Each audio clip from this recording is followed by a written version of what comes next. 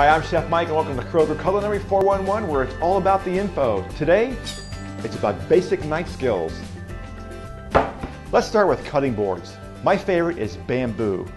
To me, it's probably the safest board because unlike the glass cutting boards, your knife actually goes into the wood. On glass, it slides to the side, which is very dangerous when you're chopping and cutting.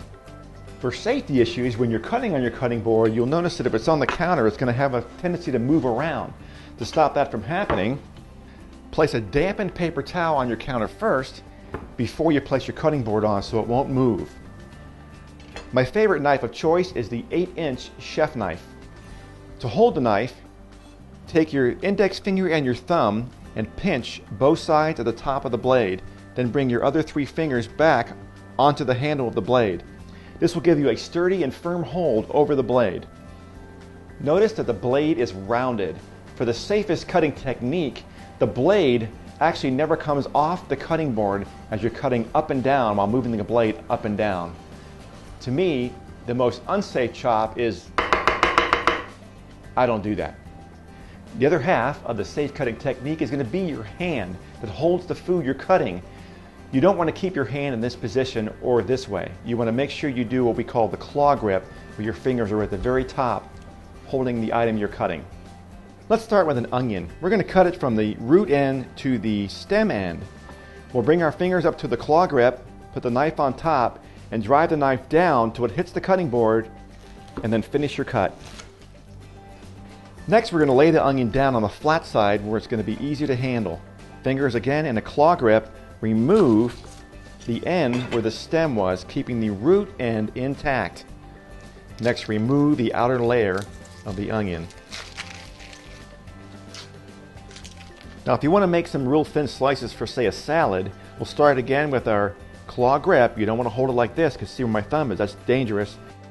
Claw grip, we'll bring the knife, the tip is staying down, and we'll make some really thin slices of the onion. We'll make some great slices for salads. If you want to dice the onion, hold the back of the onion, we'll make some vertical slices, not all the way through, because remember that root end is going to hold the onion together. And we'll turn, and again, with our same cutting technique, roll the knife, make some nice dice.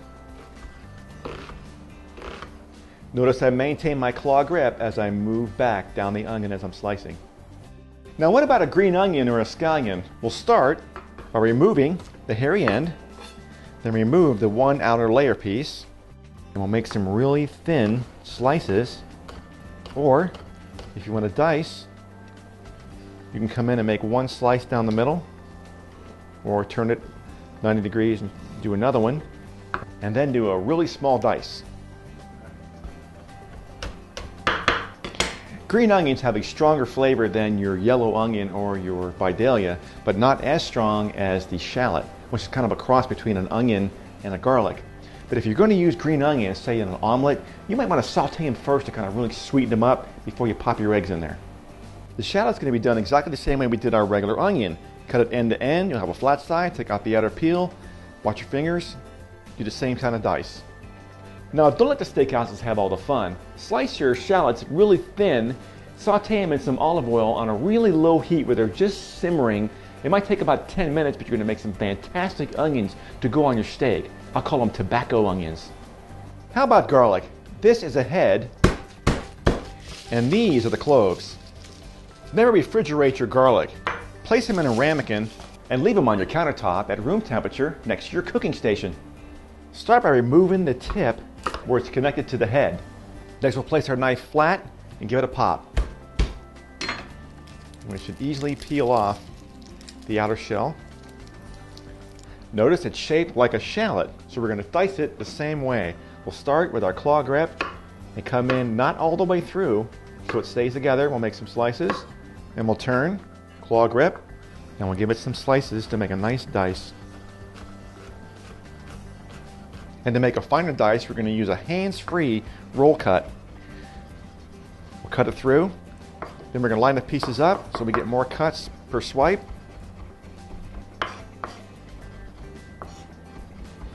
These little ramekins are handy to have on your counter, so when you're getting ready to cook, have everything chopped ahead of time. French call it mise en place, which means a place for everything and everything in its place. You never do any cooking till all your items are diced, cans are open, and lined up in the order they go into your pan before you start.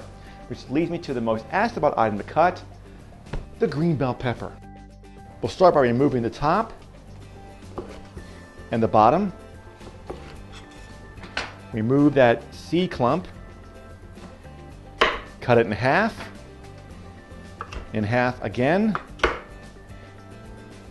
Then we're going to remove these white inner ribs that are extremely bitter. You don't want those in there, or the seeds. The shiny side or outer side of your bell pepper needs to be facing down towards the cutting board. If you cut it with it facing up, your knife will just bounce all over the place. It's very tough. So with this, we're going to go ahead and start with our claw grip. We're going to go ahead and make some rolling thin chops to make a julienne slice. Then we'll turn and line them up, and then come the other way, claw grip, to make a nice dice. How about ginger? Best way to peel it? A spoon. We'll just take the spoon and scrape it right off.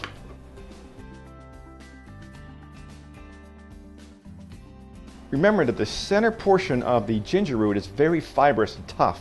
So we're actually going to come in with our knife and cut around to use the outer portion of our ginger, leaving that center fibrous behind. We'll make some nice thin julienne slices. And we'll turn and make a nice fine dice. Now the recipe calls for grating the ginger. You can use a microplane or a regular hand grater, keeping the ginger whole after you peel it, and just lightly grate around, keeping the middle fiber section intact. Don't use that part. Lemon wedges for seafood. Be nice to your guests. Remove both ends first. We'll lay it flat, and then we'll slice our wedges. And this way, you have a nice little handle so it doesn't slip out of their fingers. Let's finish with a tomato. Start by removing the top, or where the stem end is. Next, we're going to cut around the seeds, which are bitter, and the juice, which is tasteless. Cut around the tomato, coming around and curving the knife as you come around. And we'll discard the center. Again, we'll maintain our claw grip. We'll make a nice julienne slice. Turn, and then make a nice dice. Use these safe cutting techniques, and remember, practice makes perfect.